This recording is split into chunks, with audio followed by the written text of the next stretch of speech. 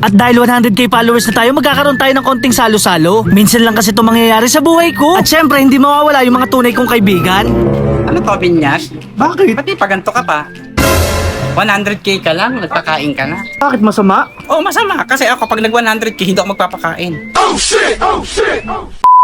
Kaya naman isang araw, maghahanap nga pala kami ng lobo ni Aling Regina. Dito nga pala kami pupunta sa Lamart Shopping Center. First time ko lang pala makakapasok dito. Mabuti na lang kasama ko si Aling Regina. Alam niya kasi kung saan nakalagay ang mga party needs. First time ko lang pala magse-celebrate na may lobo. Ang kaso lang guys, wala nga pala yung hinahanap namin dito. Naubos na kasi yung 1 tsaka 0. Minsan lang pala ako pumasok dito tapos wala pa yung hinahanap ko. Kaya naman dumiretso na kami dito sa bayan. Mabuti na lang naabutan pa namin bukas yung mga nagtitinda ng party needs. Eksakto naman merong numero na hinahanap ko. Merong ditong 1 tapos 2 0. Sinamahan ko na rin pala ng letter K. O diba happy 100k followers? Kaya naman maaga pa lang pupunta na ako ng palengke. So paano guys? Tara!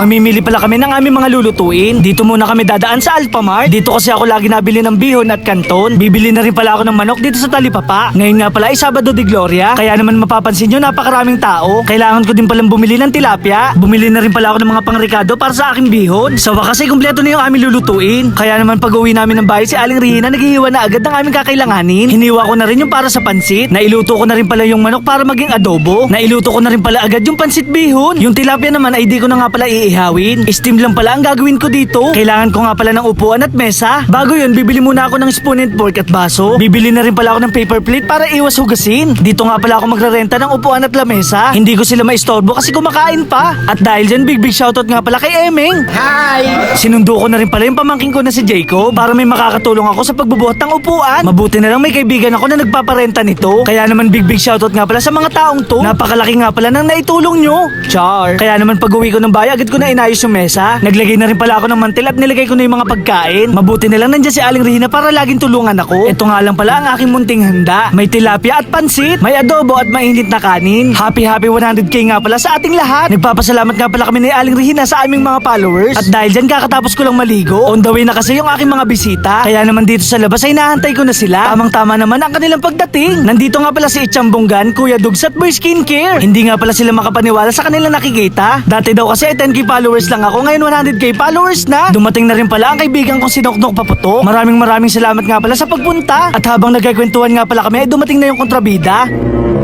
Ano to, Binyag? Bakit? Pati paganto ka pa. 100k ka lang, nagpakain ka na. Bakit masama? Oh, masama. Kasi ako, pag nag 100k, hindi ako magpapakain. Grabe ka naman. Talaga. Hindi wag ka kumain. Sabihin mo sa followers mo, ano?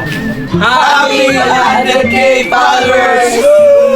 Kaya naman food trip na naman ang mga Team Dugyo. Alam nyo guys, masarap talaga pag sama-sama. Wish ko lang ay sana magustuhan nila ang luto ko. Di ko na nga malaman dito kay Boy Ubo. Hindi naman halata na gutom na sila. Itong pansit nga pala at adobo ay paborito ni Boy Skincare. Ganon din pala si Kuya Dugs. Halos hindi na nga pala kami nagpapansinan. Kaya naman kumain na rin kami ni Aling Regina. Grabe na rin kasi ang gutom ko. Nakalimutan ko na nga pala mag-breakfast makapagluto lang ng handa ko. Grabe guys, napakasarap talagang kumain. Naghanda rin pala ako ng pakwan para sa kanila. Tamang-tama kasi to sa mainit na panahon. Itong pakwan kasi ay napaka-healthy at mayaman sa tubig. Naparami ata ang nabili ko at mukhang hindi mauubos to. Dahil wala kaming bisyo, hindi kami magiinom. Tamang kwentuhan lang at sabihan ng mga plano sa buhay. So paano guys, hanggang dito na lang. Maraming salamat sa panonood. Paalam! Yeah! May natuklasan nga pala akong bagong laro. Ito nga pala yung 777 PNL. Ito nga pala ay isang casino game. Konting paalala lang, bawal nga pala to sa mga bata. Dito nga ay napakaraming pwedeng laruin. Ikaw na lang ang mamimili kung anong gusto mo. Meron ditong color game, fortune gems, super ace at mines. Ito nga pala ang lagi ko nilalaro, ang fortune gems. Pindutin lang natin tong bet sa may bandang kaliwa. Dito nga pala itataya ako ng 200 pesos. Pipindutin lang natin yung gitna para makapaglaro.